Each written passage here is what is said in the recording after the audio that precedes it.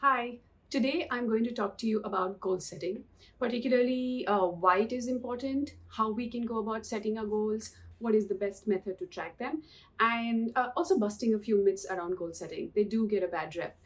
So, the first one, why is goal setting important? Now, goal setting is a way to just channel all our energies and put them together in one place, making them more effective, making us more productive. Uh, our minds are very fickle. We really, really want to spread ourselves thin. We want to try this and see that and do everything and achieve everything. It never likes to settle on one thing at a point in time. So the mind has a tendency to stray.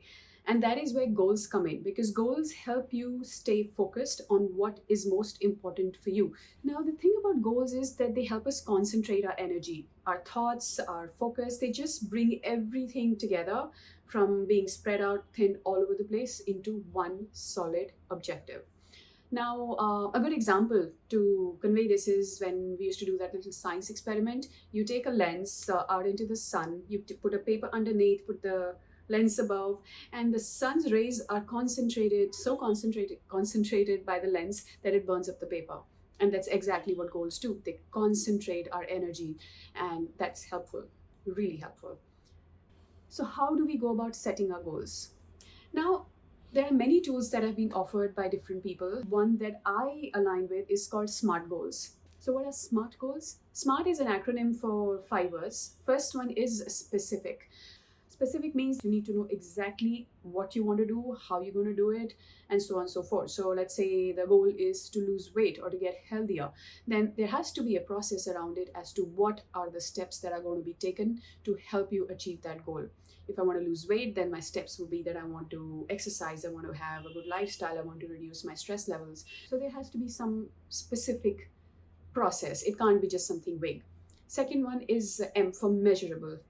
Obviously it is not a goal if it does not have a very indisputable number attached to it. So if I want to lose weight, I need to calculate a number, and let's say that number is I want to lose 6 kilos. That's it. A is attainable or achievable. This is really important because one common mistake we make when starting out is that we set ourselves up for goals which are very exciting to look at. I want to lose 10 kilos or 20 kilos in 2 months, but they're not achievable.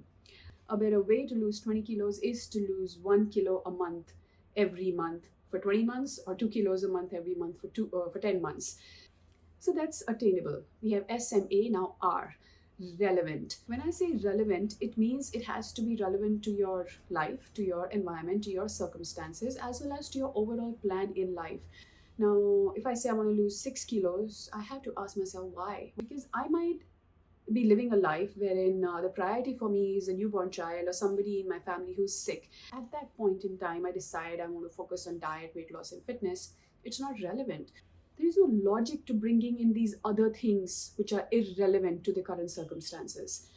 Finally, we come to T in SMART, which is timely, which means there has to be a timeline. You cannot just keep sitting on a goal for months on end without any accountability.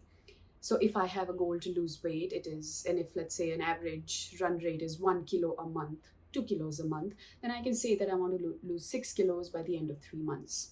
That is how SMART goals are formed. Just to give you a quick revision, they have to be specific, measurable, achievable, that is practical, relevant, and timely.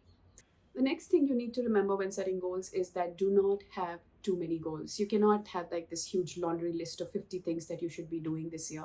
It's not practical. You will not be able to keep up with it. Remember that we have a lot of responsibilities, and this life, the modern life, is so full of distractions and interruptions that keeping up with just 2 or 3 goals itself is very, very challenging. So minimize your goals.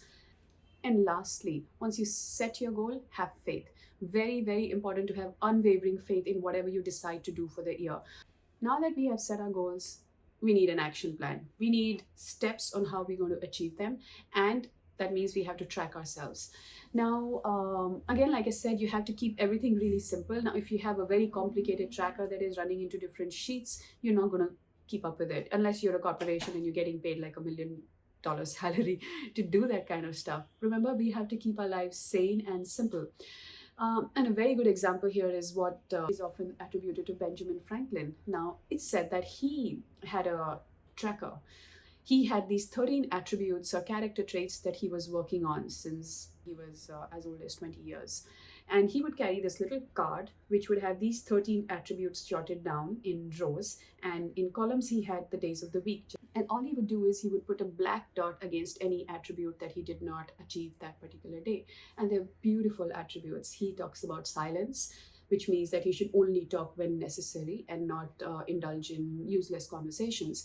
He talks about courage, and one of my favorites, he talks about moderation, and in his words, to avoid extremes. Now I'm going to address some of your questions that have come through. One was that you lose motivation or you're not able to keep up with the goals. And one of the biggest reasons that happens is that we end up setting goals which are very hard to achieve. We set a very high target for ourselves, which is only possible when we're fully charged up and motivated. But when day-to-day life starts taking over, we lose the motivation for that. The second thing you can do here is mini goals. So what I mean by mini goals is, let's say you want to start a yoga practice but are not able to, then here's what you would do. You would roll out your mat in the morning and you would just lie down on it for 2 minutes in Shavasana. That's it. That's your mini goal. You can do it for 6 weeks, 10 days, however long it takes. After 10 days, you can be like, okay, maybe I can just stand on one leg and try tree pose here.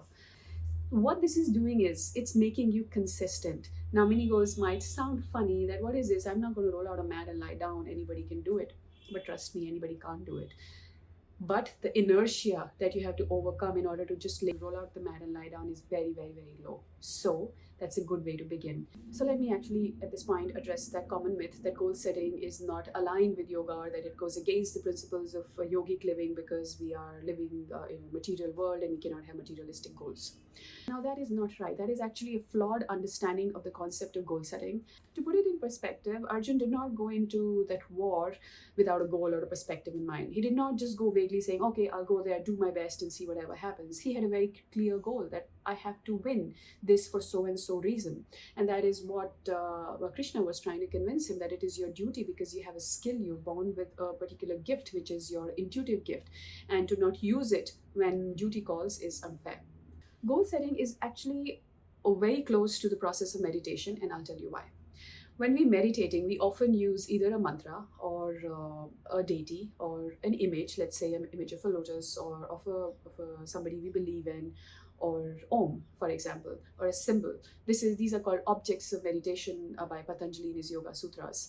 Why do we use objects for meditation? It is because that allows our mind to focus. Now, mind, Yoga Sutras explain it beautifully. Minds are like atoms and they are constantly in movement, jumping from one topic to another.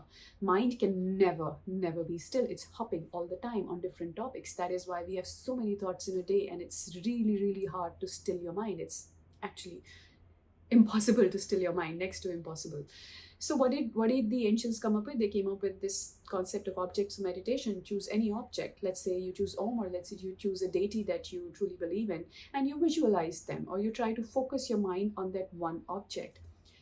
So that's the concept. You need to collect your energy, and having goals means lesser distractions. Having goals means you are not running after everything you see, because you are then focused on one thing. You're not focused on 30 things, and that's one reason why I say that goals are not non-yogic.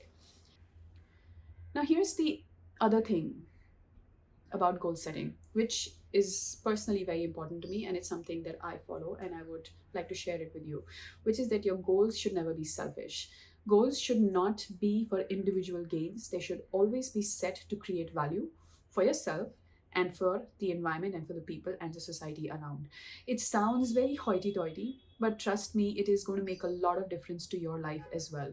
If I set a goal and it's just all about me, it is rather meaningless from a yogic perspective and even from your responsibility as an individual in the world.